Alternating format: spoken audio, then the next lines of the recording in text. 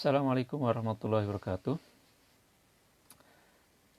Kita melanjutkan membaca kitab Al-Ahkam As-Sultaniyah karya Imam Mawardi.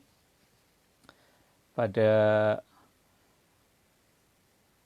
kesempatan yang lalu ada sedikit kesalahan teknis sehingga gambarnya tidak menonjol, tidak terlalu jelas. Dan juga pada bagian terakhir terpotong ya, ketika membahas mengenai 3 syarat, 3 kriteria bagaimana menghidupkan tanah mati itu berimplikasi pada hak milik. Semoga hal itu tidak mengganggu dan semoga pada kesempatan kali ini bisa lebih baik secara teknis ya. Baik, sebelum kita mulai, marilah kita mengirimkan surah Al-Fatihah kepada Nabi kita dan juga kepada pengarang kitab ini, ila hadratin Nabil Mustafa Muhammadin sallallahu alaihi wasallam wa ala alihi wa aswajihi wa dzurriyyatihi wa jami' ahli baitihi wa ila ruhi musannifi hadzal kitab rahimahullahu ta'ala wa nafa'ana bihi wa bi ulumihi fid dharain amin. Al-Fatihah. Alhamdulillahirabbil alamin arrahmanir rahim maliki yaumiddin iyyaka na'budu wa iyyaka nasta'in ihdinas siratal mustaqim siratal ladzina an'amta 'alaihim ghairil maghdubi 'alaihim waladdallin.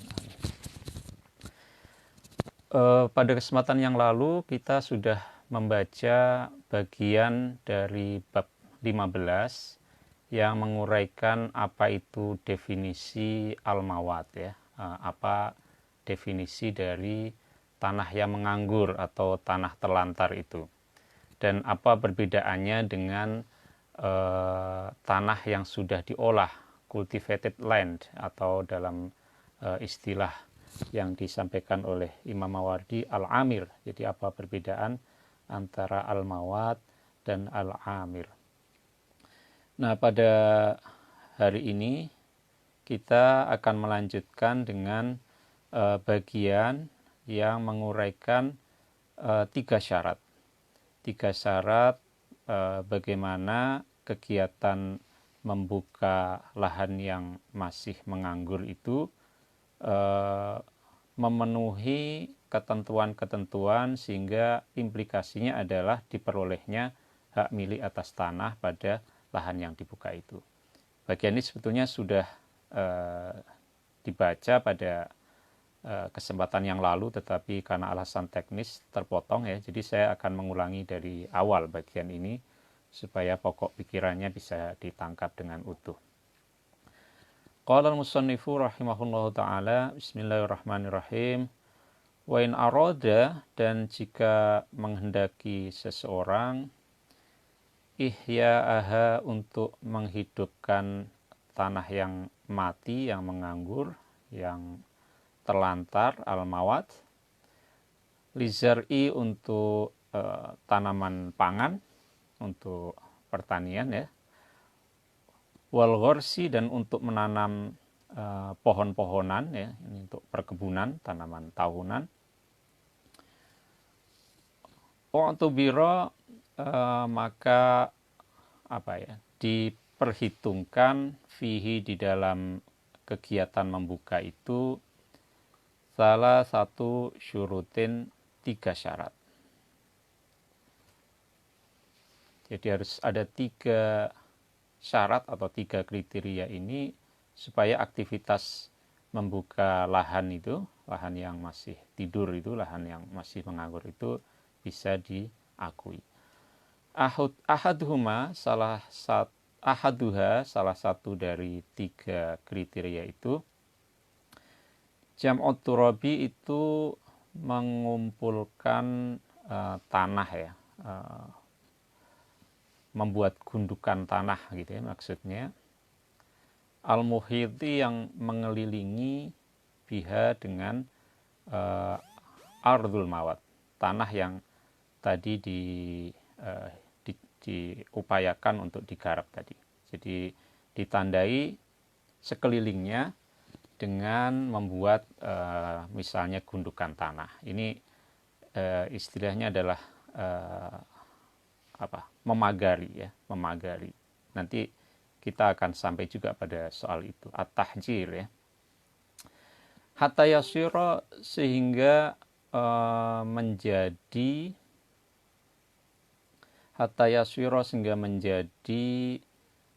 gundukan tanah itu hajisan, sebagai pembatas, bainaha, antara tanah yang dihidupkan tadi, wa baina ghairiha, dan diantara bagian yang lain ya, yang masih menganggur.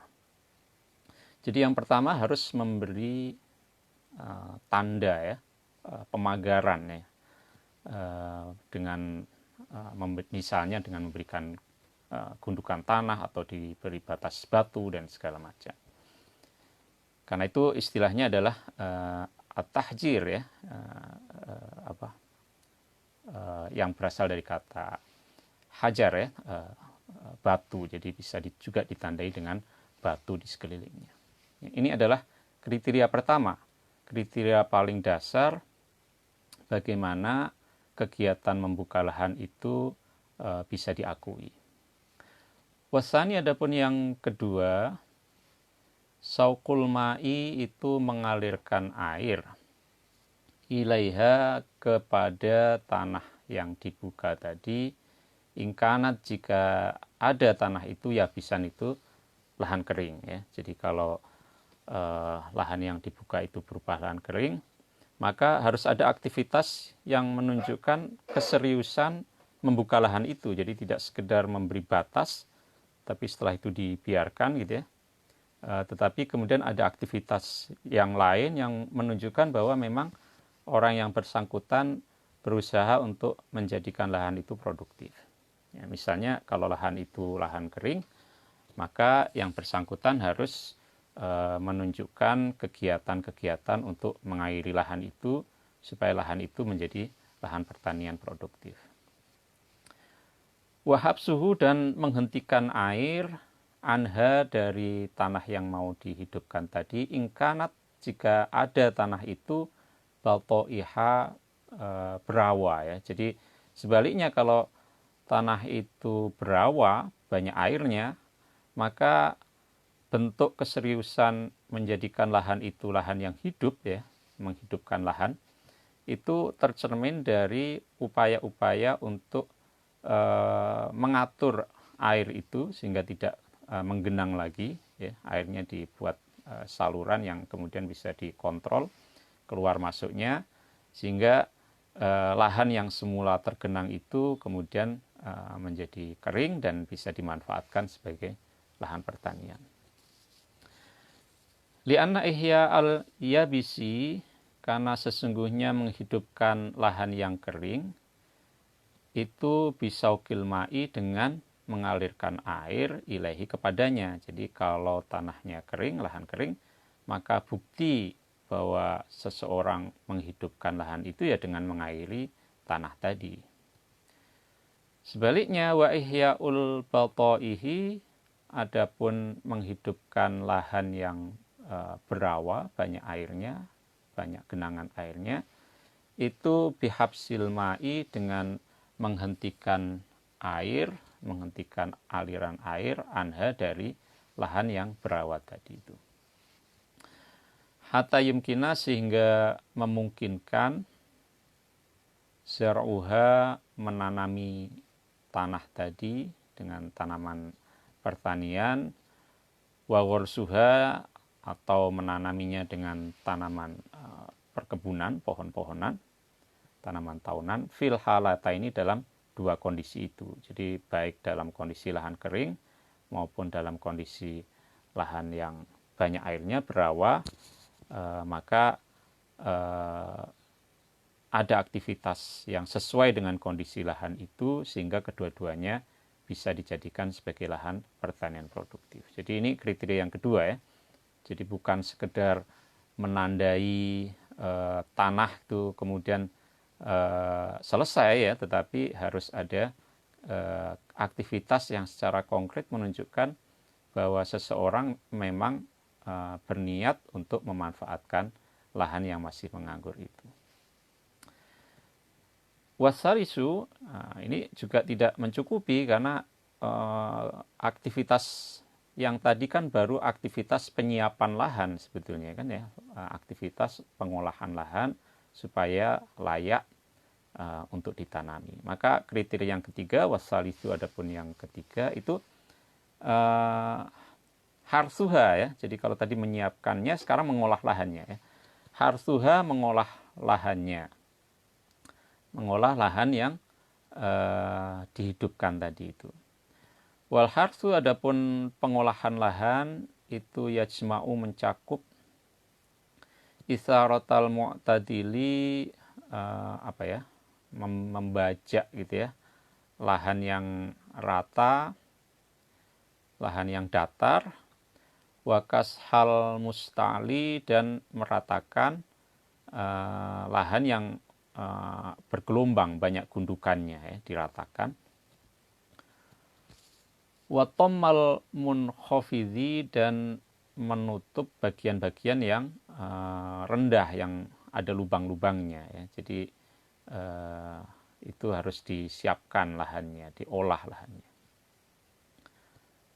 Jadi ini syarat yang ketiga ya. Jadi syarat pertama memagarinya, memberi tanda ya, baik dengan tumpukan batu atau gundukan tanah gitu ya, di sekeliling lahan yang mau diolah sehingga bisa dibedakan dari bagian yang lain, lalu mengalirkan air kalau tanahnya kering atau menghentikan aliran air dan mengeluarkan air kalau tanah itu berawa-rawa. Lalu yang ketiga adalah mengolah lahannya ya, setelah airnya dimasukkan atau airnya dikeluarkan, maka lahannya itu diolah, dibajak, itu ya, diratakan ya, bagian-bagian yang rendah atau berlubang ditutupi sehingga tanahnya rata. Faidah stukmilat, maka jika sempurna, jika bisa dipenuhi hadhihi syurutu, inilah syarat salah satu yang tiga ya, tiga syarat ini bisa dipenuhi, kamula maka lengkaplah ya al-ihya'u, aktivitas menghidupkan lahan. Jadi kalau tiga hal ini sudah dilakukan, maka apa yang disebut sebagai ihya'ul mawat itu sudah berlaku, sudah terjadi ya. Wa malaka, dan bisa memiliki atau punya hak milik atas tanah tadi, al-muhyi, orang yang menghidupkan lahan tadi. Jadi ihya'ul mawat ini akan sempurna ya, akan lengkap jika tiga hal tadi sudah bisa dipenuhi semuanya.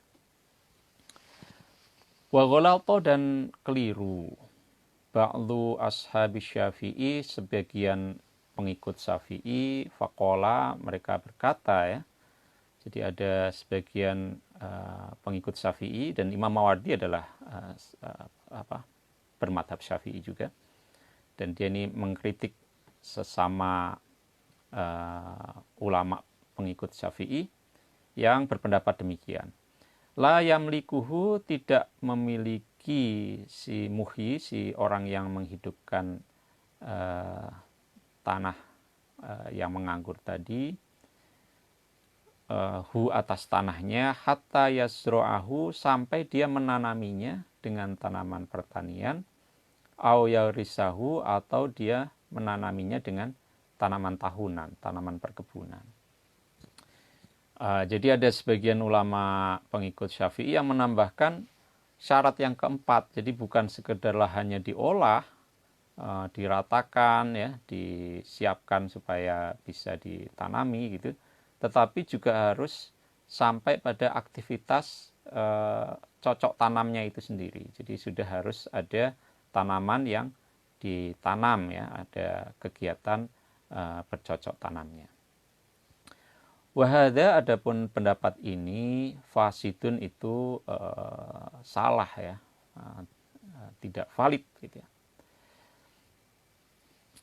Kenapa? Karena menurut Imam Mawardi, li'annahu, karena sesungguhnya menghidupkan tanah dalam rangka pertanian ini itu biman zilati sukna ya, sama kedudukannya seperti menghidupkan tanah untuk dijadikan pemukiman. Allati la tu'tabaru, yang tidak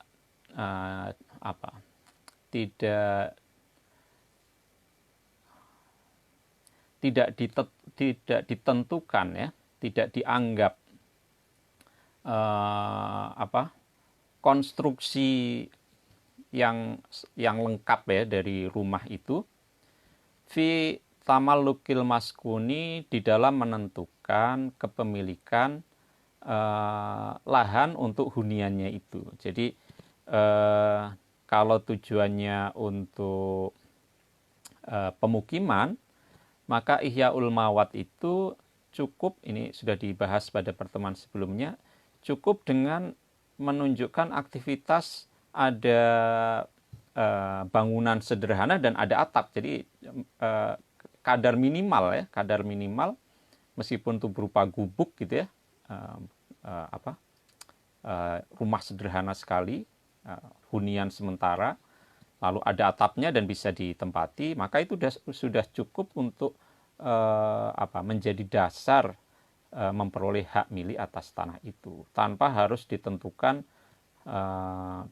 hak kepemilikannya itu dengan pembangunan rumah yang sempurna ya, yang bagus gitu ya. Ya, ini sama juga dengan kegiatan membuka lahan untuk pertanian, tidak harus menunggu sampai terpenuhi syarat tanamannya sudah ditanam. Cukup dengan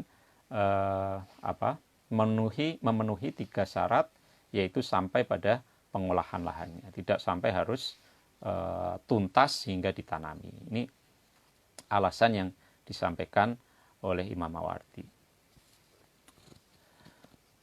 Fa'in zara'a, maka jika menanami alaiha, atas tanah yang menganggur tadi, ba'dal ihya'i, setelah dihidupkan, man, orang lain, koma, yang menjalankan, biharsiha, dalam menyiapkan lahannya, wazira'atiha, dan menanaminya.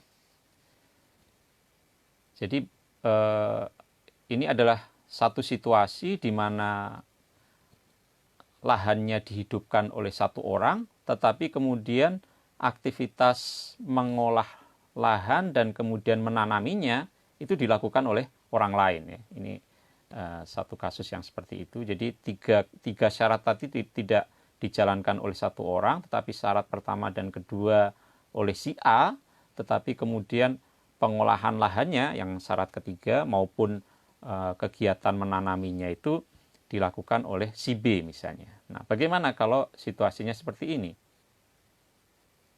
Karena maka ada al-muhyi, orang yang menghidupkan, itu malikan, pemilik, lil ardi, bagi tanahnya. Jadi kalau situasinya seperti itu, maka hak milik atas tanah itu adalah miliknya si orang yang menghidupkan lahan tadi.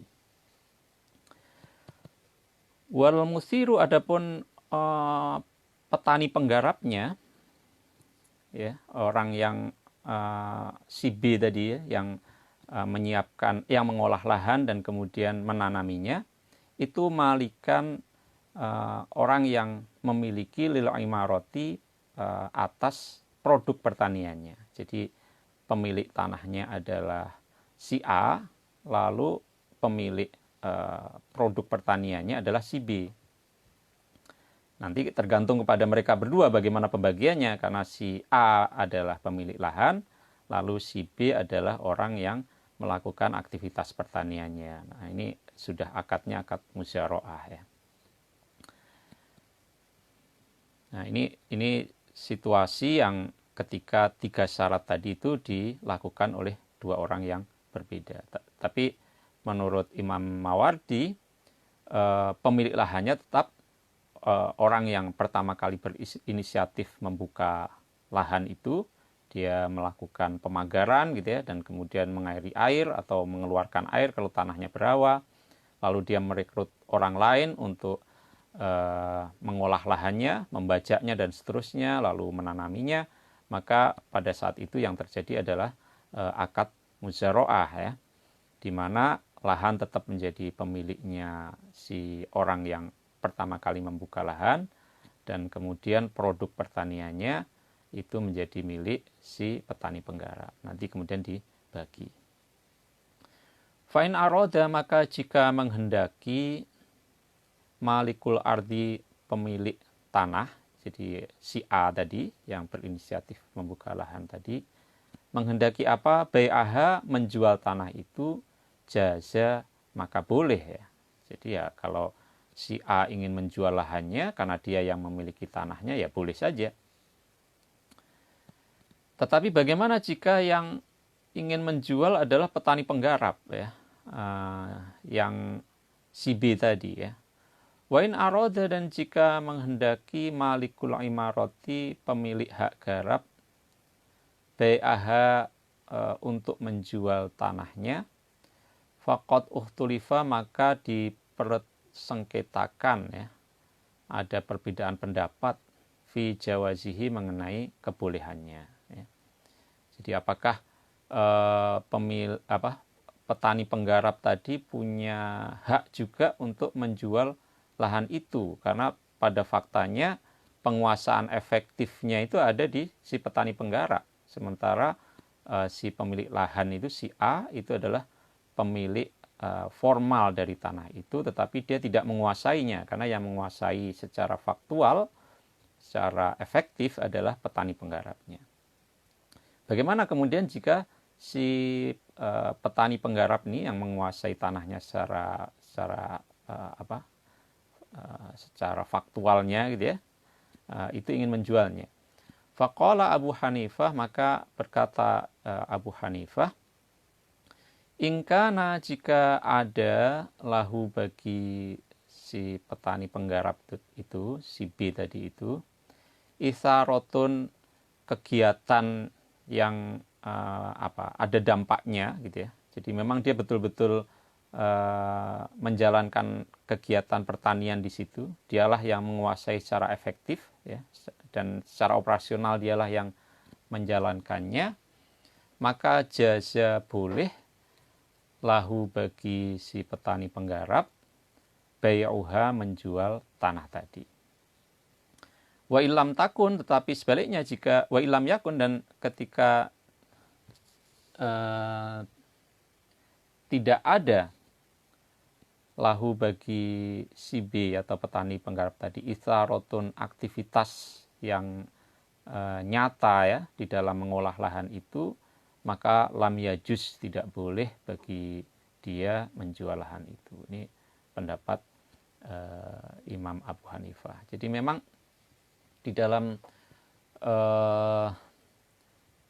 land tenure ya, penguasaan lahan itu memang dibedakan antara penguasa efektif ya dengan penguasa formal ya, pemilik efektif dengan pemilik formal ya.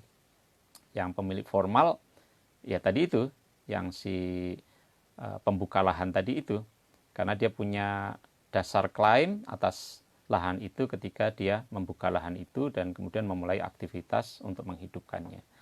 Tetapi yang secara efektif ya, secara faktual menguasai lahan itu dan kemudian mengelolanya, menjadikannya produktif, ya itu petani penggarap si B ya.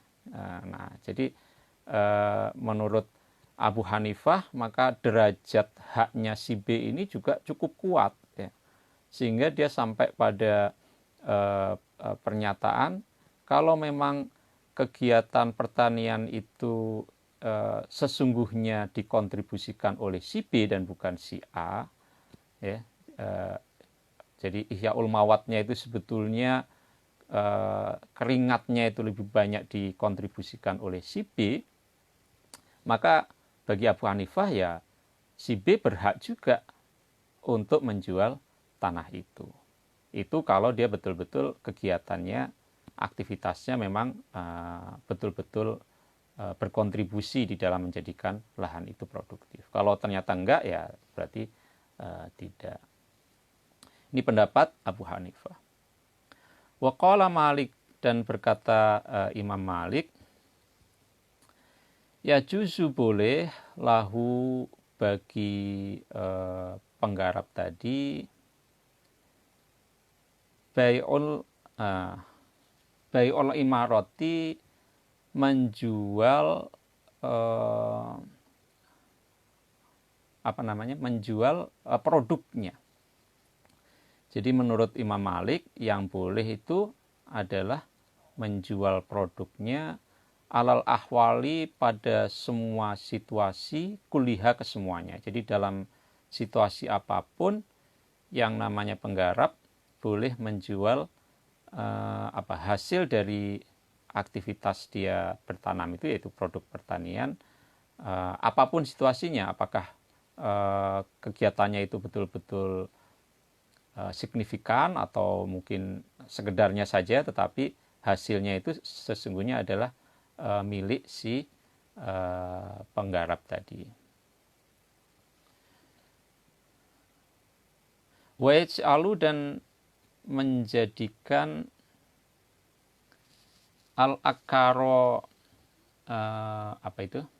dan menjadikan aktivitas tadi dia untuk memakmurkan tanah itu, ya, memproduktifkan tadi itu, al-akaro, pada si penggarapnya itu, kultivatornya, ya, al-harroth, ya, al-akar, itu syarikan sebagai orang yang berserikat, sebagai partner, fil ardi, di dalam kepemilikan tanah, bi imarotihi, sebab aktivitas dia memakmurkan tanah tadi itu.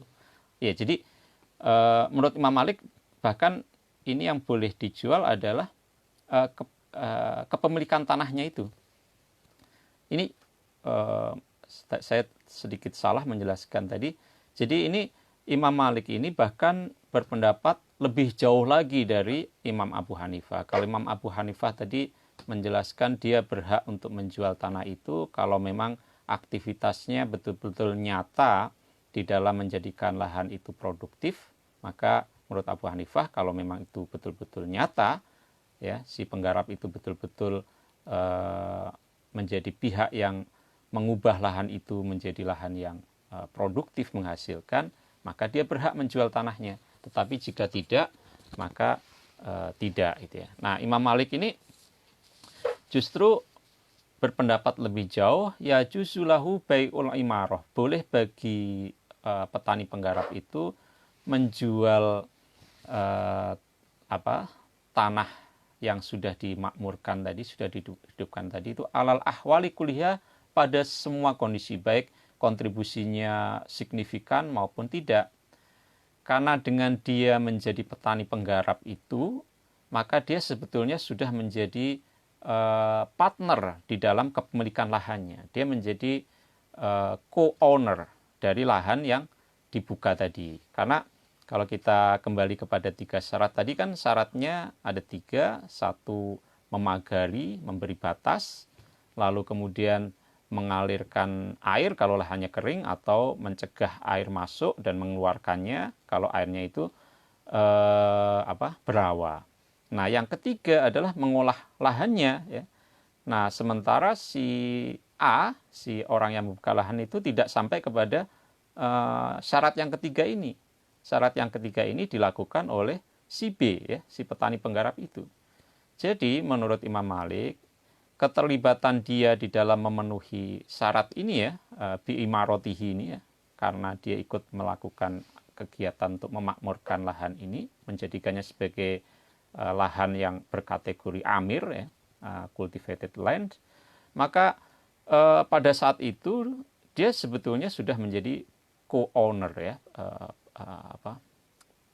orang yang punya hak milik juga atas tanah itu. Jadi ini pendapat yang lebih jauh lagi. Dan pendapat ini mungkin juga relevan, ya, untuk menghindarkan spekulasi tanah, ya, karena mungkin kalau dalam konteks sekarang ada orang yang punya modal lalu dia memodali untuk membuka lahan, menyiapkan irigasinya, tapi sebetulnya dia ongkang-ongkang kaki saja misalnya ya. Nah, kalau kita mengikuti pendapat Imam Malik ini, justru petani penggarap itu juga memiliki hak milik juga atas tanah yang dia diminta untuk menggarapnya itu. Jadi dia menjadi co-owner dari lahan itu. Dia bukan sekedar pekerja, tetapi dia co-owner. Waqala Syafi'i, dan berkata Imam Syafi'i, la yajuzu, tidak boleh, lahu, bagi petani penggarap, bagi si B itu, bai'ul imarati, menjual tanah yang sudah dimakmurkan tadi, bihalin, sama sekali. Jadi kalau menurut Imam Syafi'i, karena menurut Imam Syafi'i hak milik tanahnya itu tetap ada pada si orang yang membuka lahan, sementara hak yang diperoleh oleh si B itu adalah hak atas produknya ya, atas hasil pertaniannya, bukan atas lahannya. Maka menurut Imam Syafi'i, si B, si petani penggarap, sama sekali tidak punya hak untuk menjual tanahnya. Nah, lantas apa yang boleh dijual? Illa ayyakuna, kecuali jika ada lahu, bagi si B, petani penggarap itu, fiha, di dalam tanah yang dihidupkan tadi, a'yanun qaimatun, sesuatu yang sudah konkret ada di situ ya. Sesuatu dalam hal ini kaitannya dengan pertanian ya. Kasyajarin, seperti pohon ya, pohon kurma misalnya, atau tanaman perkebunan yang lain, auzar'in, atau tanaman-tanaman pertanian pangan ya, gandum, jagung, padi, dan seterusnya. Faya juzu, maka boleh, lahu, bagi si B, petani penggarap tadi, bai'ul a'yani, menjual produk-produk tadi, baik yang berupa komoditi perkebunan maupun pertanian pangan. Dunal isaroti, bukan tanahnya ya, tanahnya. Jadi ini variasi di antara Imam Abu Hanifah, Imam Malik, dan Imam Syafi'i mengenai kedudukan dari petani penggarap di dalam suatu kegiatan Ihyaul Mawad. Dan ini tentunya terkait dengan 3 syarat yang sudah dijelaskan di muka ya. 3 syarat yang apabila 3 syarat itu terpenuhi semuanya dan itu ada pada satu orang, maka tentunya dia mutlak memiliki tanah itu ya. Tidak ada yang meragukan haknya, klaimnya atas lahan itu. Tetapi jika ternyata sebagian dari 3 syarat itu dilakukan oleh orang yang lain ya, misalnya ketika sampai pada tahap mengolah lahannya dan bahkan sampai menanaminya itu dilakukan oleh orang lain, maka ada perbedaan pendapat sebetulnya posisi si B ini, si petani penggarap itu, sampai sejauh mana. Apakah dia juga punya hak milik atas tanah itu, atau dia sekedar punya hak atas produknya gitu ya, atau seperti apa. Nah, ini di sini kita bisa melihat perbedaan pendapat itu. Nah, ini situasi ketika tadi itu ya, kegiatan membuka lahannya itu melibatkan lebih dari satu orang. Wa idza tahajjara, dan ketika seseorang menandai ala mawatin, atas lahan yang masih menganggur, masih tidur ya. Tahajjara itu dari kata hajar ya, artinya batu. Jadi tahajjara itu artinya dia menandai dengan batu ya. Jadi ini termasuk pada syarat yang pertama. Jadi baru syarat yang paling awal ya. Karena maka ada si orang tadi itu ahakko, lebih berhak, biihyaihi, untuk menghidupkan tanah itu min ghairihi dari orang lain. Jadi kalau seseorang sudah menandai bahwa lahan itu akan dia olah, akan dia hidupkan menjadi lahan yang produktif, maka dialah yang paling berhak untuk melanjutkannya, menghidupkannya pada aktivitas berikutnya ya. Jadi kan misalnya ada jeda ya, karena antara syarat 1, syarat 2, dan syarat 3 kan tidak serta-merta tentunya.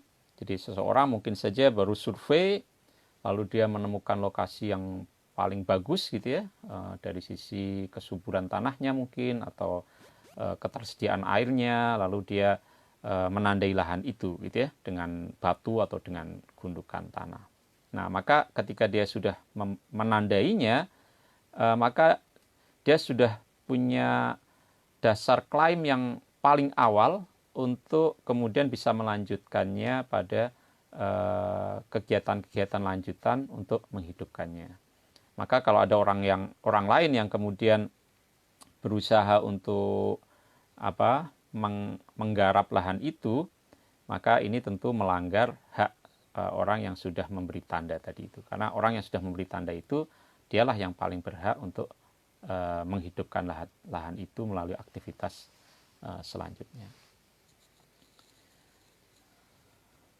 Tetapi bagaimana jika kemudian ternyata ada orang lain yang melakukannya ya, misalnya dia sudah menandai tetapi jedanya terlalu lama gitu ya, tidak kunjung dilakukan syarat yang kedua, yaitu mengairi air atau mengeringkan lahan dari air kalau itu tanah berawa, sampai kemudian datang orang berikutnya, dan kemudian orang itulah yang kemudian melakukan aktivitas-aktivitas yang membuat lahan itu produktif. Nah, jadi bagaimana situasinya kalau begitu?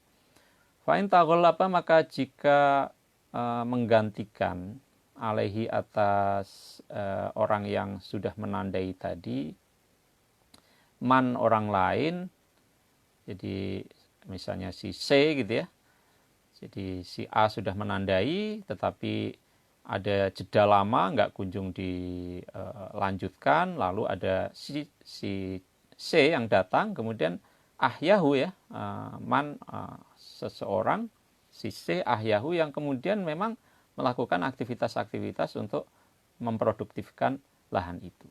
Bagaimana jika demikian? Karena maka ada al-muhyi, orang yang melakukan aktivitas untuk menghidupkan lahan tadi, ya, artinya si C, ahakko itu lebih berhak bihi dengan tanah tadi, dengan hak milik tanah tadi, minal mutahajjiri dibanding si A yang sekedar memberi batas. Fa'in aroda, maka jika menghendaki al-mutahajjiru, orang yang memberi batas, si A tadi, alal ardi, atas bumi, jadi dia baru memberi batas atas bumi, memagari gitu ya. Menghendaki apa? Bai'aha, untuk menjual tanah itu, qabla ihya'iha, sebelum menghidupkannya ya, dengan memenuhi 3 syarat yang dikemukakan di atas, lam yajuz, maka tidak boleh ya, karena dia baru menandai saja sebetulnya, jadi belum ada aktivitas konkret untuk menghidupkan lahan itu.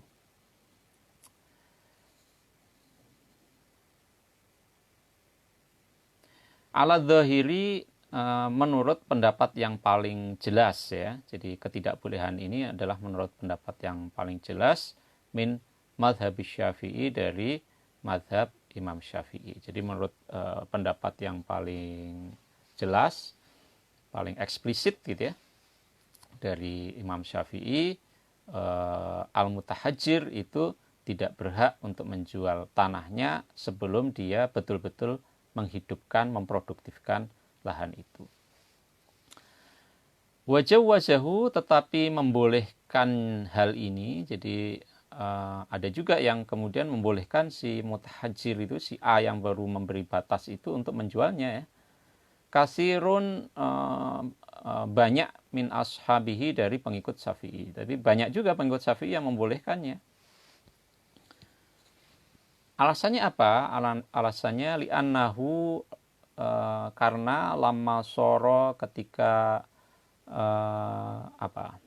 berimplikasi ya bitahjiri dengan memberi pagar itu alaiha atas tanah yang masih menganggur.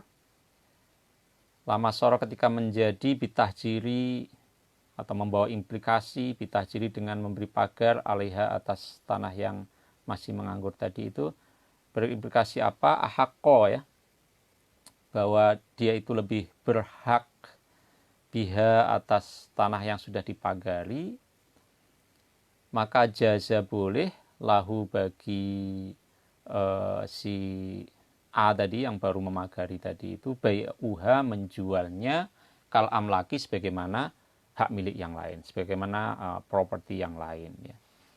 Jadi kalau menurut pendapat ya banyak juga dari pengikut Syafi'i, karena memberi pagar itu sudah memberi hak prioritas kepada yang bersangkutan, maka dia sudah boleh menjualnya, sebagaimana dia bisa menjual hak-hak milik dia yang lain ya, kepemilikan dia yang lain ya, seperti itu. Jadi ini pendapat yang lain. Nah, jadi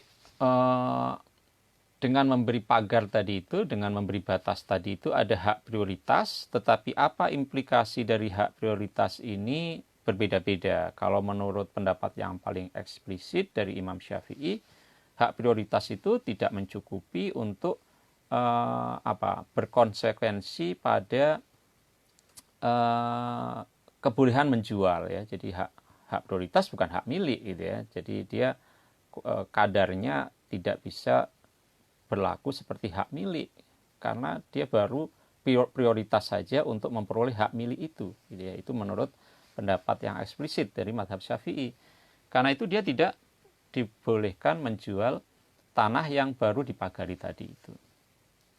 Nah, tetapi bagi pandangan beberapa pengikut Imam Syafi'i yang lain, ya kan dia sudah dapat hak prioritas gitu ya. Nah, karena dia sudah mendapatkan hak prioritas ya boleh juga dijual ya. Jadi ini dia seperti menyamakan antara hak prioritas dengan hak milik, karena di sini redaksinya jazalahu boleh baginya bai'uha menjual tanah itu kal amlaki seperti halnya kepemilikan yang lain. Nah, tentu ini berimplikasi pada potensi konflik ya. Karena tadi misalnya kan ada orang memagari tetapi dia tidak kunjung menghidupkan tanah itu, lalu ternyata ada orang yang datang dan dialah yang kemudian betul-betul menghidupkan lahan itu menjadi lahan yang produktif. Nah, sementara si orang yang memagari ini ternyata sudah menjual tanahnya itu kepada pihak lain tanpa dia melakukan aktivitas untuk menghidupkan. Jadi di sini akan terjadi konflik antara orang yang memagari itu, tapi kemudian tanah itu dia tinggalkan dan kemudian malah dia jual, dengan orang yang datang belakangan, tetapi dia yang kemudian betul-betul menghidupkan lahan itu. Nah, bagaimana kalau kejadiannya seperti ini? Fa'ala hadza, maka atas dasar ini, lau ba'aha jika menjual ya si mutahajir itu ya, si A tadi yang sudah memagari itu atas tanah yang mau dihidupkan, fataghollaba, maka kemudian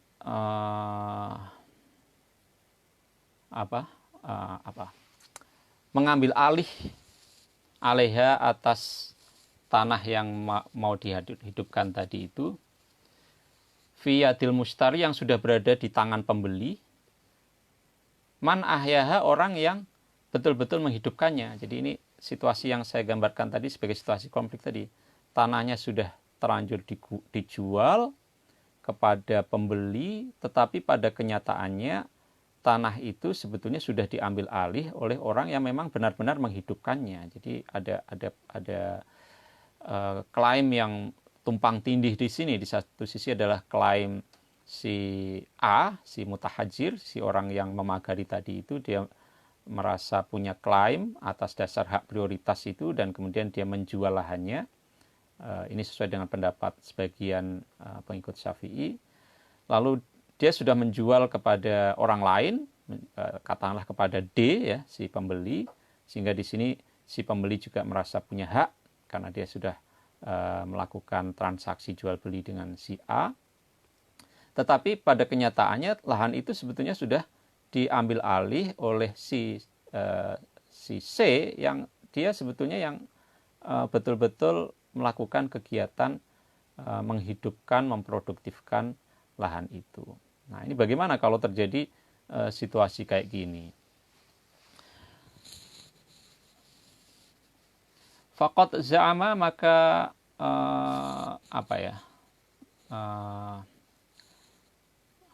berkeyakinan ya, berpandangan, maka sungguh telah berpandangan Ibnu Abi Hurairah, putranya Abi Hurairah, min ashabi Syafi'i, yang termasuk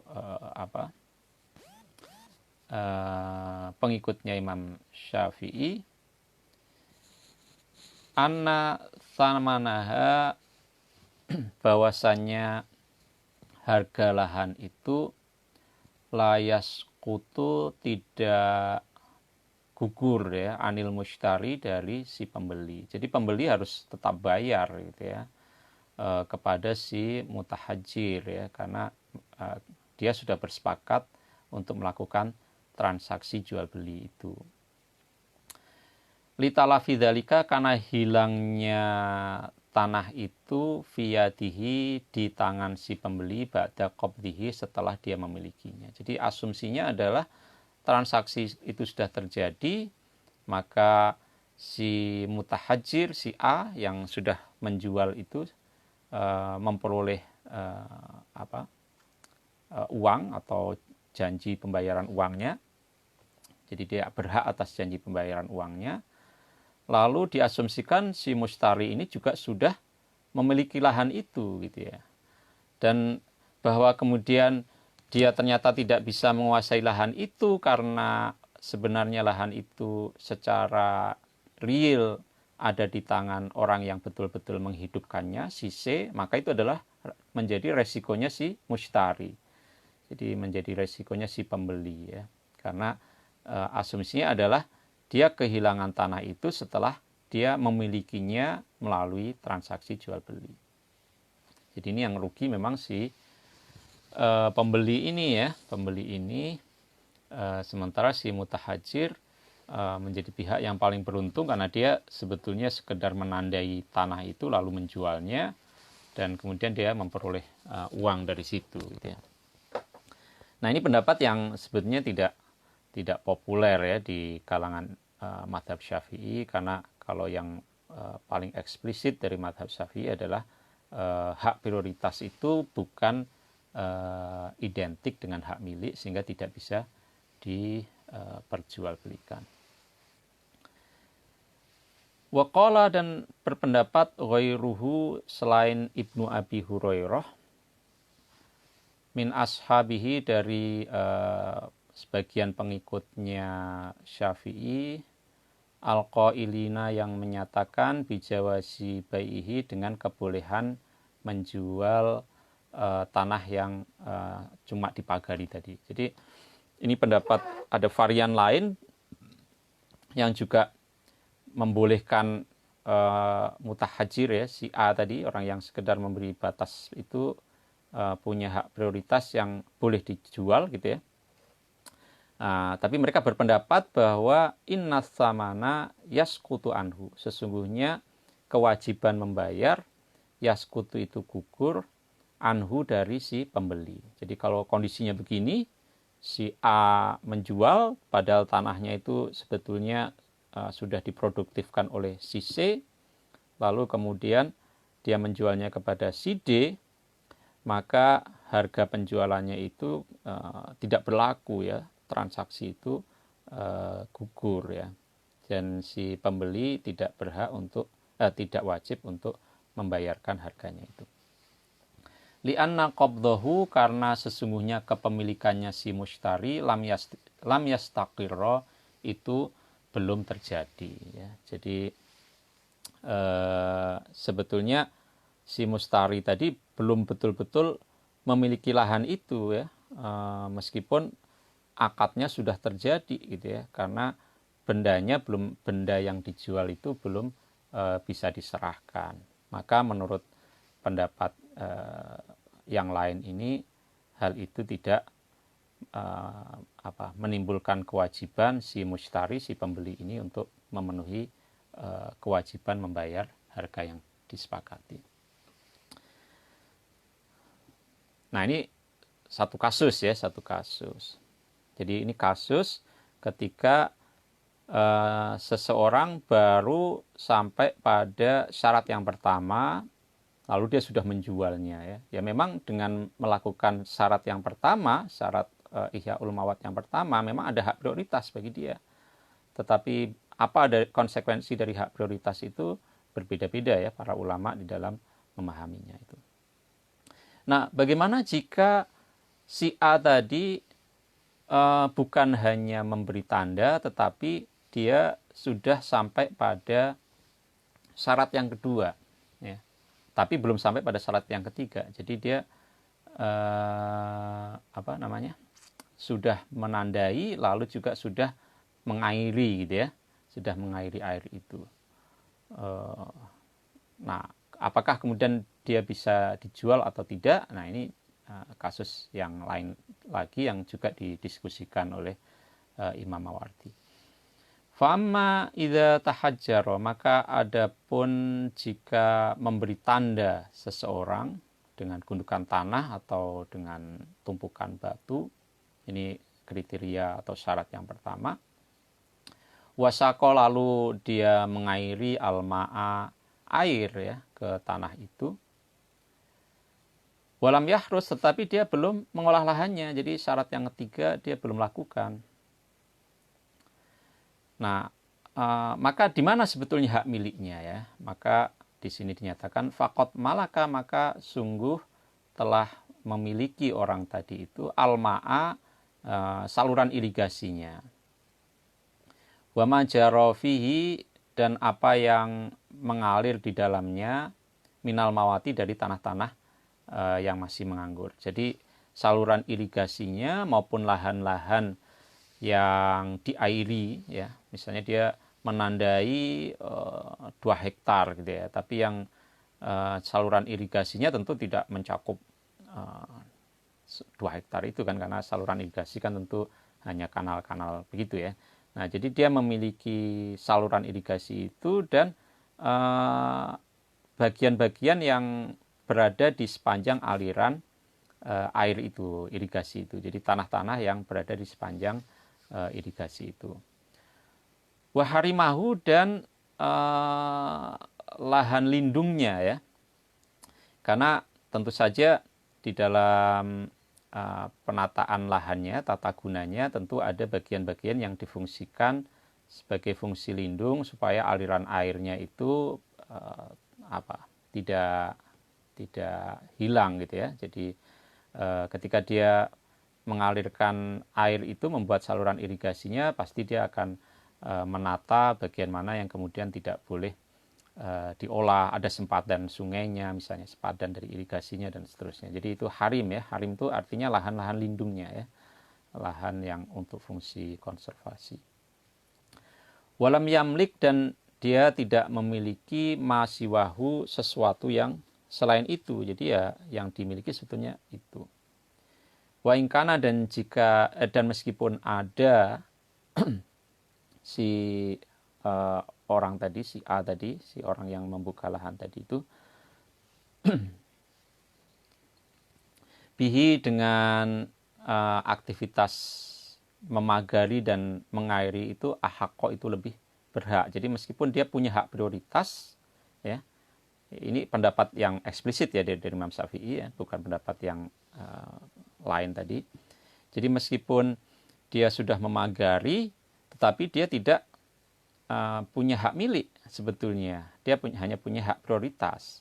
Tetapi kalau dia memagari dan sekaligus sudah mengalirkan air, sudah membuat irigasi, maka hak miliknya terbatas kepada saluran irigasi itu, lahan-lahan yang ada di sepanjang irigasi itu, dan lahan-lahan yang difungsikan sebagai fungsi lindung untuk menjaga pasokan air itu tetap mengalir gitu ya.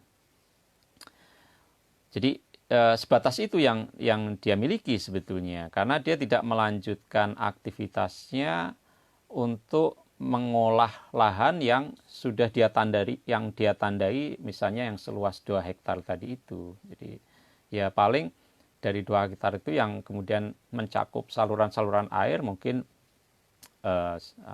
seperempatnya barangkali ya atau ya mungkin sekitar itu gitu ya. Jadi selebihnya, karena yang selebihnya ini dia tidak olah lahannya ya, tidak dia bajak, tidak dia ratakan dan seterusnya ya, maka dia tidak berhak atas lahan itu.